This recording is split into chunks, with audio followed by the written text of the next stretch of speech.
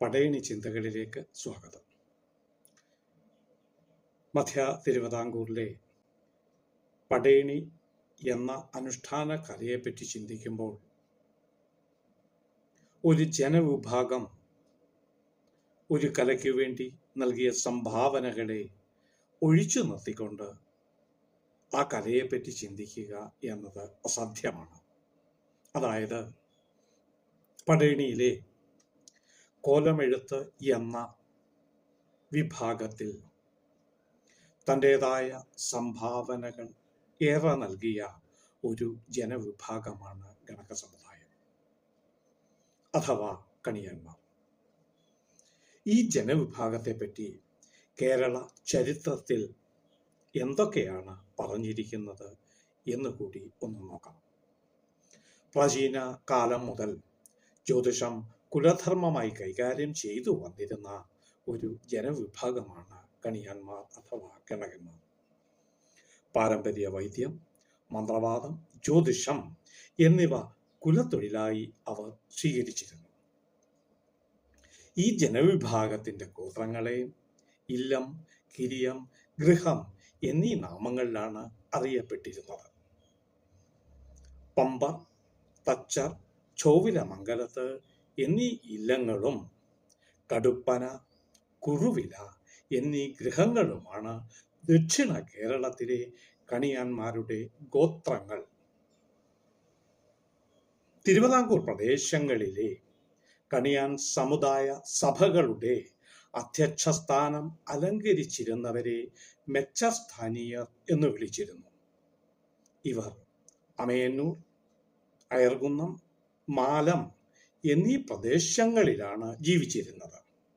എന്നാൽ ഉത്തര കേരളത്തിൽ വിളക്കില്ലം, പെരുമനയില്ലം, തനച്ചില്ലം, അമ്പളാടനില്ലം, വിളക്കും തളികയില്ലം എന്നീ ഗോത്രങ്ങളും അത്യുത്തര കേരളത്തിൽ നൊച്ചിലാടൻ, വിളമ്പൻ, പെരുമൻ എന്നീ 4 കിര്യങ്ങളും ഗോത്രങ്ങളുമാണ് ഉണ്ടായിരുന്നതെന്ന് കേരള ചരിത്രത്തിൽ രേഖപ്പെടുത്തിയിരിക്കുന്നു. കണിയാന്മാർ അഥവാ ഗണകന്മാർ സ്ത്രീകൾക്ക് വേണ്ടി നടത്തുന്ന ഗർഭബലി കർമ്മമാണ് കളംപാട്ട. ഇതിലെ പൂപ്പട എന്ന ചടങ്ങിനായി വീട്ടുമുറ്റത്ത് പന്തലിട്ട് അലങ്കരിക്കാറുണ്ട്. ഗന്ധർവൻ എന്ന ബാധയെ പാടിയൊഴിപ്പിക്കുകയാണ് പ്രധാന ലക്ഷ്യം. ഗന്ധർവരൂപം സാധാരണ പാല പലകയിലാണ് ചിത്രീകരിക്കാറുള്ളത്. പിണിയാളെ ബാധിച്ച ദേവതയെ പഞ്ചവർണ്ണ പൊടി കളമിട്ട് ചിത്രീകരിക്കുന്ന രീതിയും ഇവർ നടത്തിയിരുന്നു. കൂടാതെ ബാധയൊഴിപ്പിക്കലിന് കോലം തുള്ളൽ എന്ന ഒരു ചടങ്ങും ഇവർ നടത്തിയിരുന്നു. അതിനായി പാളക്കോലങ്ങൾ മുഖത്തു വെച്ച് കെട്ടി തുള്ളുന്ന ഒരു രീതിയാണ് ഇവർ അനുവർത്തിച്ചു വന്നിരുന്നത്.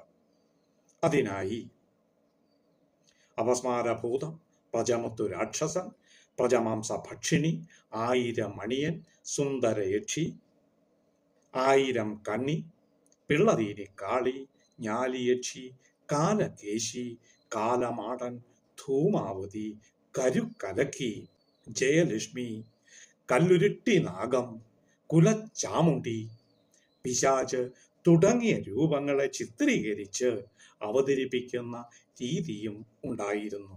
കോലം തുള്ളൽ എന്ന പേരിൽ കേരളത്തിലെ വീടുകളിൽ ഉടുക്കും കിണ്ണവും ചെറുമദ്ദളവും ഉപയോഗിച്ചാണ് ബാധാദോഷം ഇവർ ഒഴിപ്പിച്ചിരുന്നത്. സ്ത്രീകളുടെ ഗർഭരക്ഷയ്ക്കും സന്താന ലബ്ധിക്കുമായാണ് ഇവർ ഈ കർമ്മം നടത്തിയിരുന്നത് എന്ന് കേരള ചരിത്രത്തിൽ രേഖപ്പെടുത്തിയിരിക്കുന്നു. ഇനിയും പടയണിയെപ്പറ്റി പുത്തൻ അധ്യായമായി കണ്ടുമുട്ടാം. ഞാൻ ഭാഗ്യനാഥ് എഴുമറ്റൂർ. നമസ്കാരം.